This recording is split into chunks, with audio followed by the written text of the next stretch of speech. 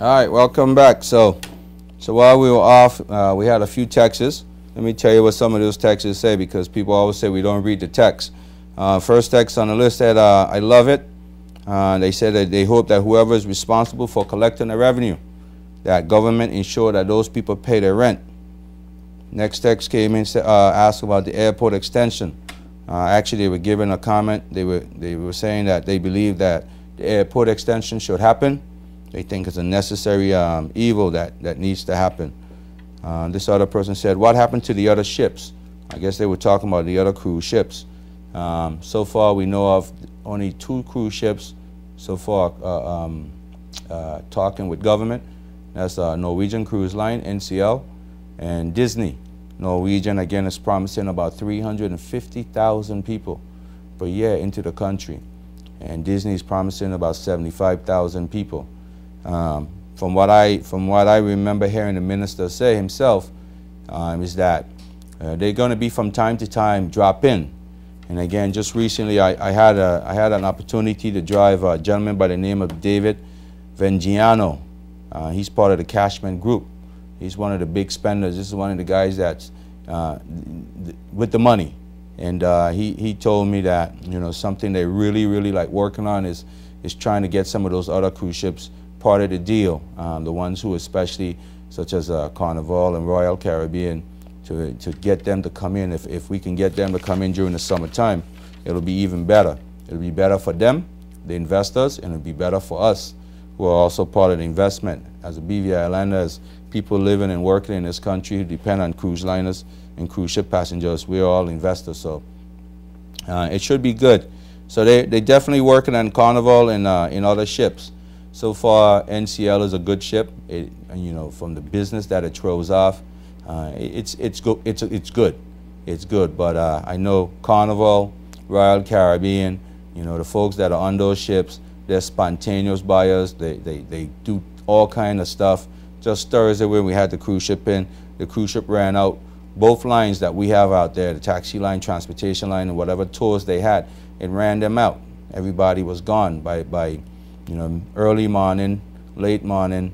The lines were ran out, and people were still looking for transportation to go around the island tour, beach strip. I heard a lot of people went to Just Van Dyke, people went to Virgin Gorda. So those ships are really good for the summertime. And if we can get some of those, it'd be really good. Another text came in and said, taxi man will be killed. This person felt as if taxi man, there's no real investment. That's something that I really wanted to talk about.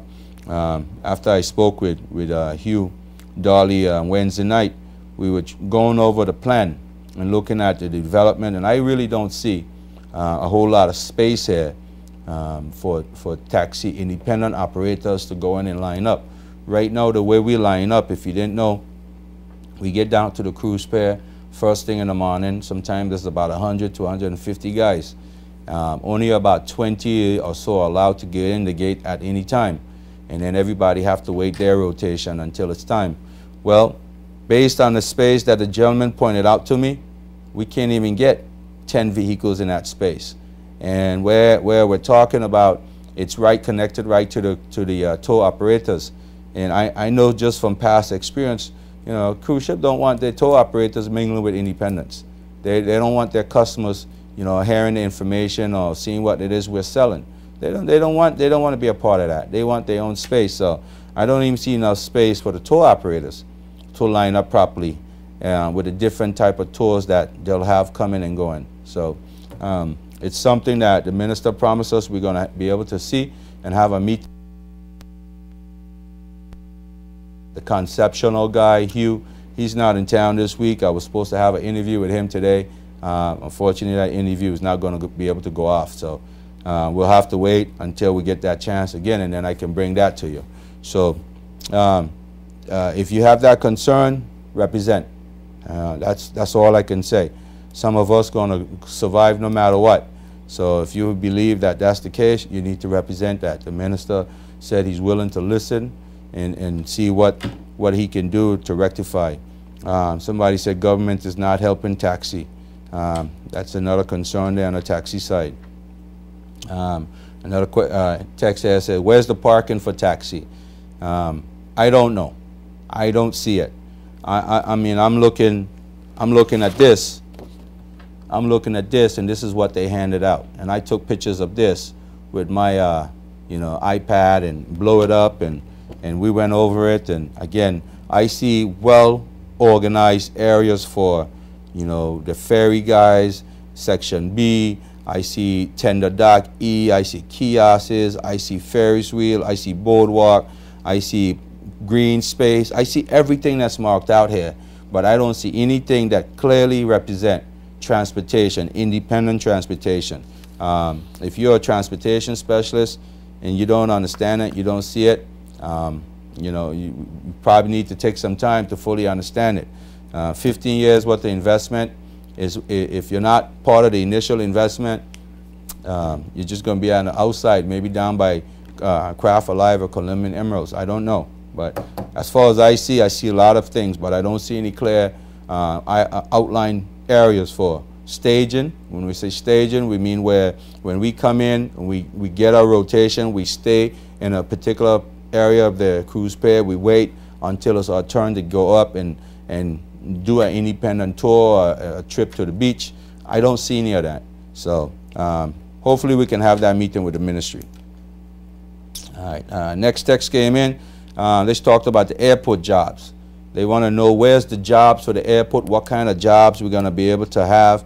I think this is something that I talked about when I said I support the done deal at the airport, but once you have the done deal, now the next done deal should be exactly what the Minister for Communication is doing. What the Minister for Communication is doing is selling a concept. He's selling this plan, he's selling this idea. This is a wonderful idea. And what he did when he sold this plan to the public is he showed you how we as locals, whoever you are, how we now can benefit from this. I mean, you see a complete drawing, you see a layout, you hear about the different type of businesses that's going to be available. I think that's what this person is asking. Where is the done deal now? Where's the plan that say, when this airport is complete, these are the type of businesses and opportunities that all people is going to be able to afford. I mean, where is it? We don't see it. So I got to call out my good friend, the Minister for Deputy Premier. You got some work and some explaining to do, my friend. A lot of people want to know. I mean, we all, you know, most of us, a lot of us are backing this deal. But when we back it, what's in it for us? Everybody wants to know. I mean, I'm in transportation. I don't work at the airport, but what's in it for the guys who work up there? Where are they going to be when this expansion go off? You know, is there going to be enough space for more retail? You know, so local people can, some of the same people who might be at the cruise ship dock might be able to expand their business up there. You know, so we have to look at that. If we have a call, let's get to the phone. You want to speak your mind? Go ahead, please. Yes, good evening. Hi, good evening. How are you? Pretty good, thank you. Good. I wish to make a small point on the topic you have there now on the cruise ship pier. Okay. I believe, as I said the other night, the matter of ceding our sovereignty of the Virgin Islands to an outside group is a very bad move. It's a going back. It's a retrograde step, and I'm hoping that the Premier, the Honorable Premier of the Virgin Islands, the person whom I support strongly, will not allow this deal to go through, because we can do these same things ourselves. We can keep our 4-point-something acres of land, and we do not have to destroy Rotown. We do not have to allow these people to come in to spend some money. We don't know how much money they're going to spend. And we do not have to share overhead tax with anybody. In fact, there is no provision in the law at all for us to have to share head tax with anybody. Whatever monies we collect as head tax must be deposited in the government account, and monies must be paid out of the consolidated fund.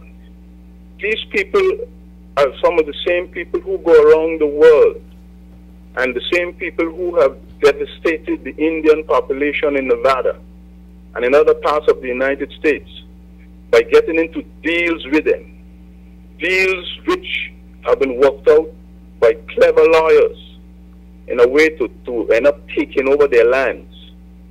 And I feel that we should not fall for this. We are a very wealthy country, the Virgin Islands. It is true that we have almost depleted our finances in the last government. We have spent money foolishly, but yet the Virgin Islands is a very wealthy country. There is no need at all for us to have to rely on these people, to be going to them with our hat in our hands, begging for help. When we built that cruise ship here 17 years ago, my good sir, we built it with funds from the European Development Fund at 2% interest for 40 years. And we now have a very good agreement on borrowing and on the borrowing guidelines with the United Kingdom. Our Premier has a very, very good working relationship with the government of the United Kingdom. We can raise money. We have a good name. Most of the major cases in the world are being tried in the Virgin Islands as we speak tonight. We have cases from Africa with oil cases, and cases with the Russian government that are being settled, cases for millions of dollars. We have more than $100 billion on deposit. We have 3,000 companies on our registry. We have monies. It's a matter of priority. I hope that we do not fall for this nonsense. And by the way, what are we going to do when those people fence their property? If they have a lease with government, government has nothing else to do with it. They have to fence their property. They have to have a lease signed by His Excellency the Governor, and they will determine what is going to happen on their 3 whatever acres of land in Road Town. They're going to build shops. They're going to be selling high-end things like cameras and high-end watches and jewelry. Mm-hmm. And we are going to be over in the craft of life selling T-shirts and straw hats. We do not want that. We do not want to destroy Road Town. If we are going to build this large cruise ship there, let us go Beef Island. Let us acquire 100 acres of that land at Beef Island and build our dock there. Or let us go West End, opposite the police station on the reclaimed land, and let us do it there. So, Carla, let us not destroy Road Town. Carla, let me ask you a question. So, yes. I totally hear what you're saying, and that's opposite of what a lot of other people are thinking and saying. I hear what you're saying. Your concern is land, not putting it in the hands in any form or shape in any foreign hand. You just don't agree with that. You also talked about revenue sharing. You don't trust the minister's position on this, where we've always had a hard time ourselves trying to raise head tax so we can do some of the same things that these guys are promising us that we can do now with this extra money. You're saying that we can probably try to raise the head tax ourselves when they're the ones that is controlling that? What's your approach to that? We can raise the head tax when we want to raise the head tax in conjunction with other Caribbean countries. But there is no need to raise the head tax now. As a matter of fact, this guarantee that they speak about, they're going to guarantee so many and so many passengers, that's all nonsense. Because they have no way of knowing if they're going to be able to fill those ships, And they're going to come, once they're able to break even, they're going to come with whatever numbers they can get. And besides that, the Chinese are now going to be opening the Bahamas in a 2,500 room hotel and a new pier. And many of the passengers are going to be going there. And Cuba is going to be open in a few years. So these same small ships that people are saying, oh, they're too small, they're not too small, they're the right size. We are going to continue to have those ships. Let us not lose our sovereignty. Let us not turn over our assets to foreigners. Yeah, so you believe that we can probably try to raise the money ourselves? We can raise the money ourselves. There are various ways. I'm not going to take up the whole program to describe. No, it's okay. There are various ways that we can do that. We can sell the venture bonds. We can go to the open market. We can have it first discussed with the people in the United Kingdom along the borrowing guidelines. We can raise whatever money we need to raise. And by the way, it's not going to be $75 million, eh? Yeah, they're not going to sign any lease saying that they're going to spend $75 million. They're going to spend a few dollars maybe in Rotong to do, I don't know what. I don't really know what they're going to do. Because we cannot mix private capital with a government venture. That just can't happen. We have to have strict guidelines, and once they fence their property, by law they must fence it, they must demarcate it, we must know where the property is, they must secure the property, they must put up a gate to it, and they will then decide, not the government, not the minister. The minister can say whatever he wants now, but when that lease comes out, that lease is going to have the details and the fine print and a clear understanding that if they're going to commit their millions of dollars, as they say they're going to do, they're going to make sure that if they have to go to court, they will win the case. Well, I'm hoping you're right, Carl. I'm just hoping, I mean, what you're saying could be supported in Jamaica with Port Falmouth. I remember when that port had just been launched, and the same people involved with that, there was a wide open situation, and then all of a sudden there's a gate that went up around it. So I think, though, I do believe, though, that we do have smarter and more stronger leaders than they did in Jamaica, and the situation is not the same. So I'm hoping that we can do better. I wish to make one last point before I leave, sir. The people in the Cayman Islands have a similar arrangement with the cruise line, and also the people in Belize. They have a similar arrangement, and they're very unhappy about it. These people have a way of going around. They smell blood in the water. They have a way, and by the way, that money could be some of Madoff's money. We don't know. All the money that Madoff stole and took away, it's still in circulation. And maybe this is some of it coming back to haunt us. Well, I hope not. We do not want this money in our community. We want to raise our money ourselves and do some of the same things that they're saying. And there's nothing wrong with what they're saying. We need to maybe dredge our harbor, lengthen our cruise ship pair, improve our road system and transportation. We can do all of that ourselves. Yeah. We don't need them for that. Yeah, I understand, Carla. Thank you so much. All right, ladies and gentlemen, there you go. That's, I guess, German doesn't see it the way some of us see it. But I think he and both myself are you know, I personally, I like the deal. I see the deal. You know, I got to trust that my leaders have this country's best interests at heart. At the same time, yes, it is a long time, 15 years, 48 years, something to be said about that. All right. You're on your, speak your mind, go ahead, please. Good evening, Sam. All right, how are you? I'm good. Sam, I agree 100% with the former caller. Okay. But in light of what he said, I'm also have reservation about any project that will serve cruise ship passengers in an area in close proximity to the cruise ship and no other part of the BVI.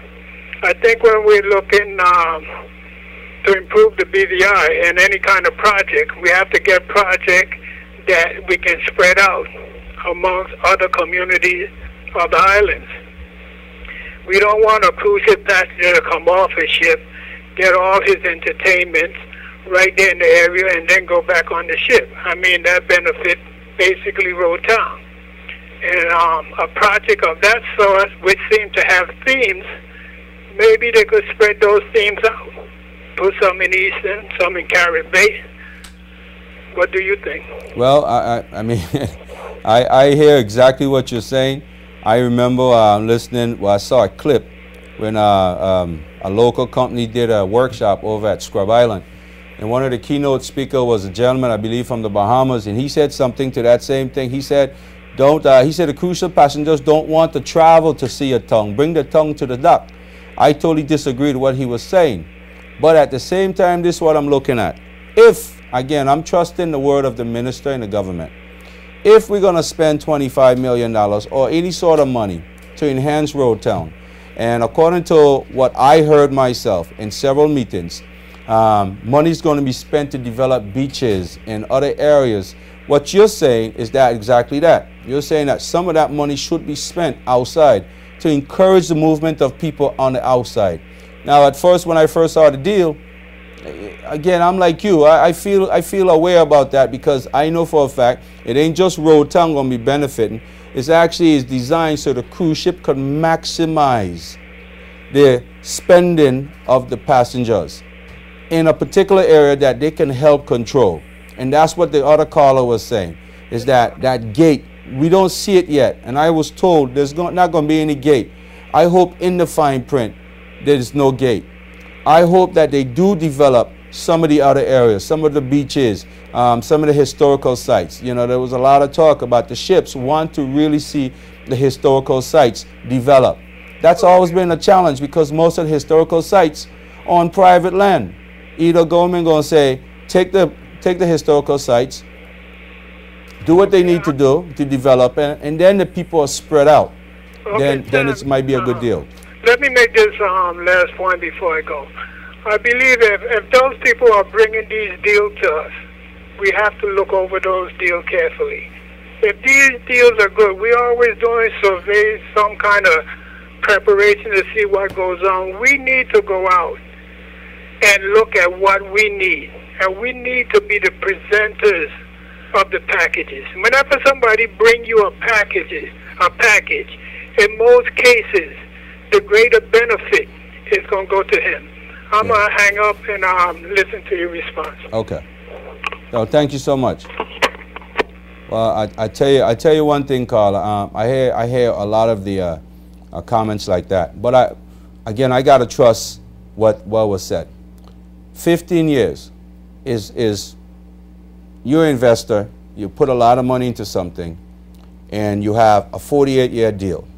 But the first 15 years of that 48-year deal, the people of this territory, along with the government, regardless of who they are, the government is that institution, will have the opportunity to purchase that product back, or that property, that development.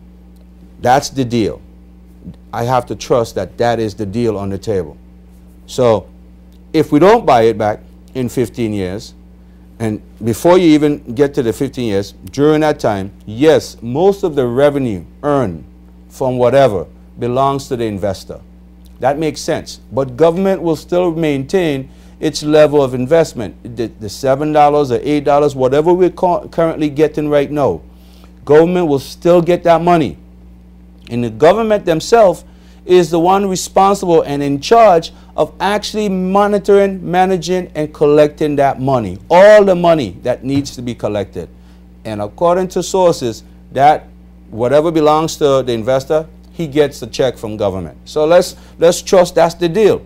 I don't have any reason not to doubt that's not the deal. I don't have any reason. I mean, I'm a firm believer that we should always build to suit every chance you get. If you could do it.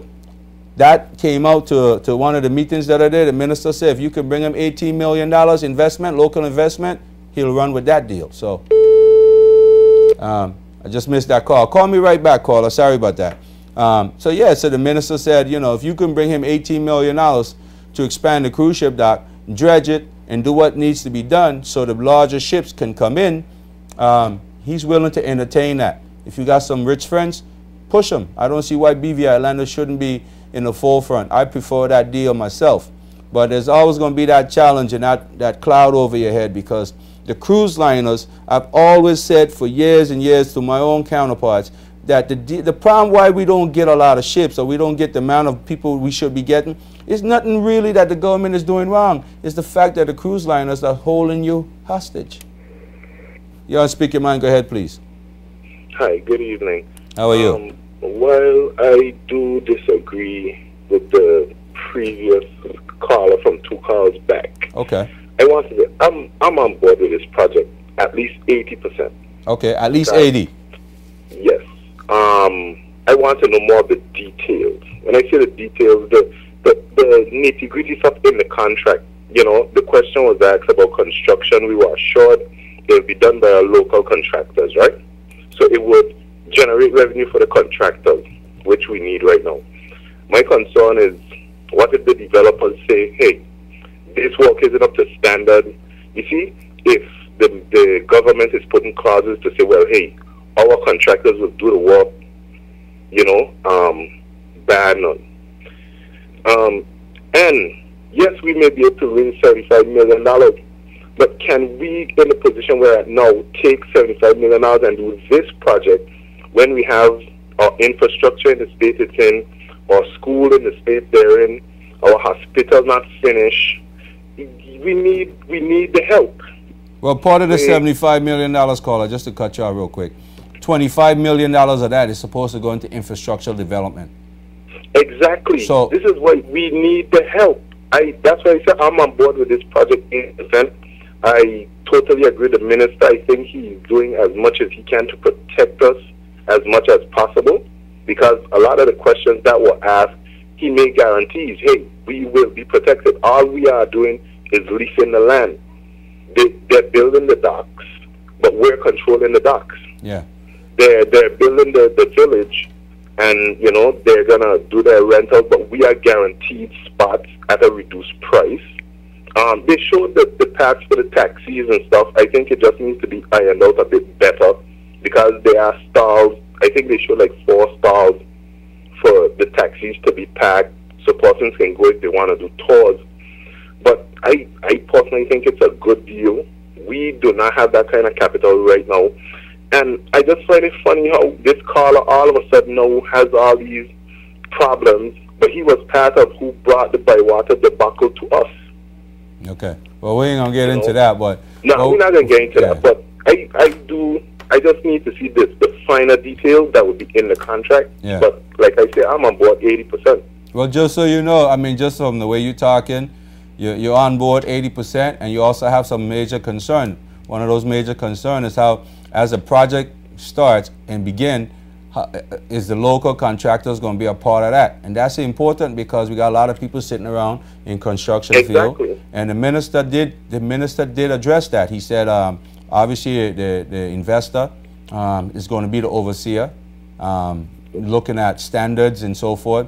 But subcontracts will be given out to local contractors. So I think there's an opportunity there for a lot of local contractors.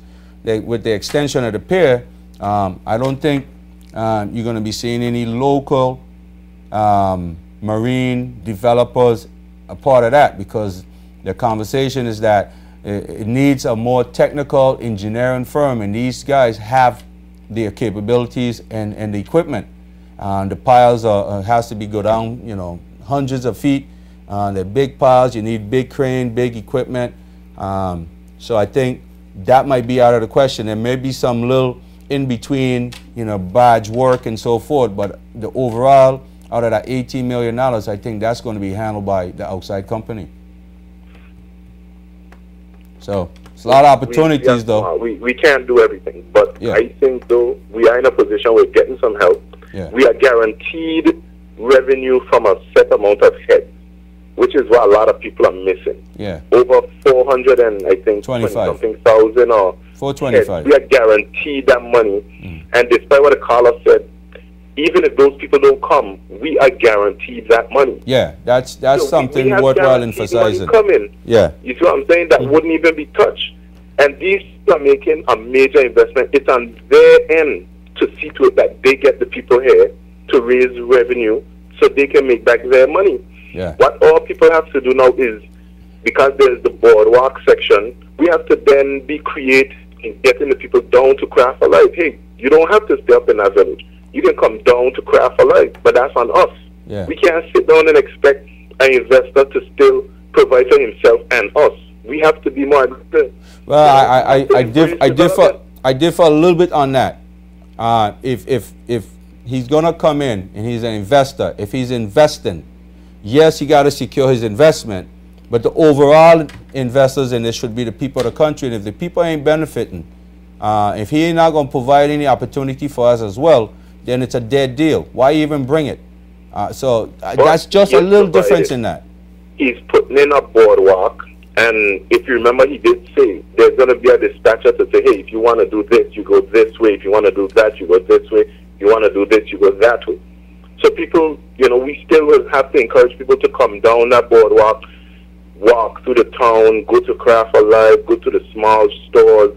We still have to do it, because right now some of the people come out the ships and they got nothing to do. At least now they would have something to do, while we encourage them to go down to our new Craft Alive that, remember, the minister is now infusing with culture and different things. People can come to see our culture, which they're not going to get in this village. So it's us to tell them, hey, you want to see our culture, you have to come down by all those sections.